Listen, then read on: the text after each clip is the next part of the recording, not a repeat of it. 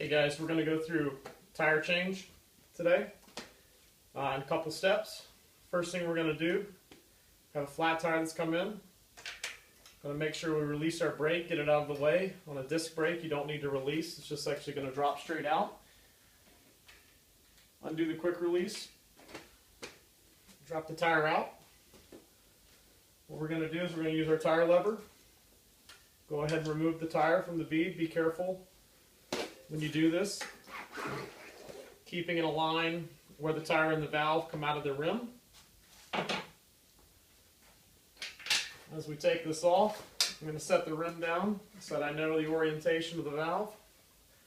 I'm going to pull the tube out, hang it, double check the tire to make sure there's no type of material that has caused the flat is still in the actual tire.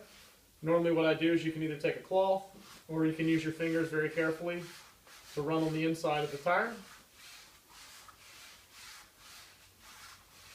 Now that we've made sure there's nothing actually in the tire that's going to cause our new tube to be flat when we put it back in.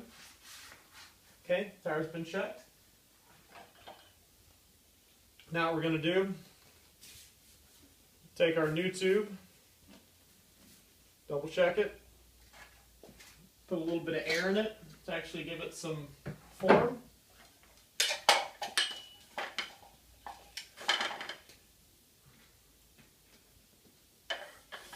Normally I put just enough until it becomes, you know, a nice little bit of shape to it.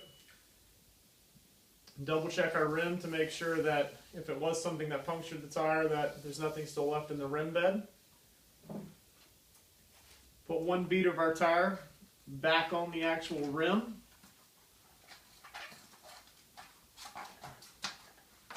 Got that there. Take the tube, align the tube with the actual valve hole. Pop that in. Pull the tire over. Tuck your tube back into the actual tire.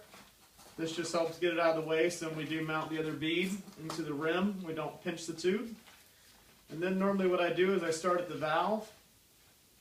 Go ahead and push the bead seed into the actual valve between the rim bed. Working it around, away from where you started.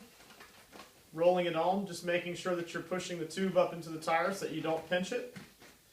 Keep rolling it on. Normally you can do most of these by hand, even on a road bike style. Now that we've got our tire back on, our tubes in, we're going to put about 10 psi in the tire, just enough to give it some pressure in the tire.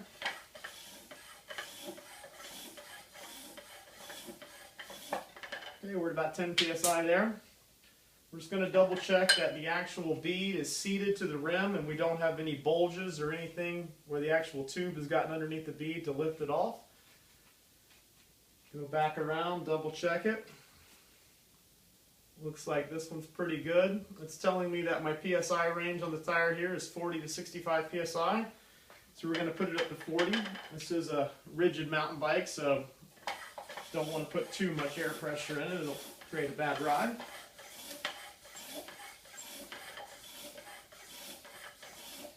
Alright, 40 psi. Double check the tire once more just to make sure there's no informities on the bead. Everything looks good.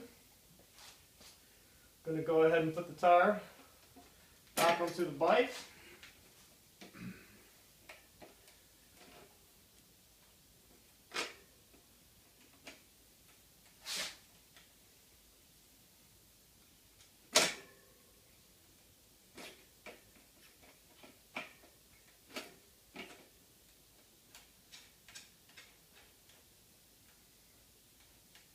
Make sure our quick release is properly tightened.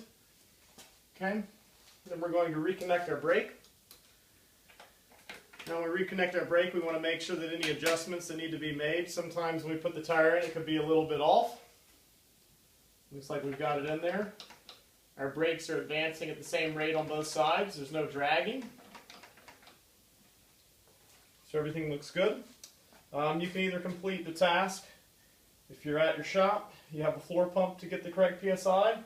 If not, we could either use a hand pump that would be attached to a bike, or we could use a CO2 inflator. CO2 inflators are simply used by putting onto the tire and depressing the entire cartridge into the tire. That will create the proper PSI with a 16-gram CO2. On a road bike, they go to about 90 to 100 PSI. On a mountain bike, they'll get you to about 50 PSI because of the difference in the volume.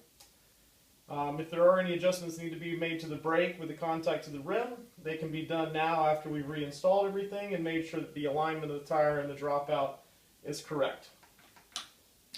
For the rear, the only other step we would need to take is to double check the derailleur shifting to make sure that when we put it back in, we aligned everything properly so that we would have good alignment of the gear shifting as well. That's the basics for the tire change. That's all.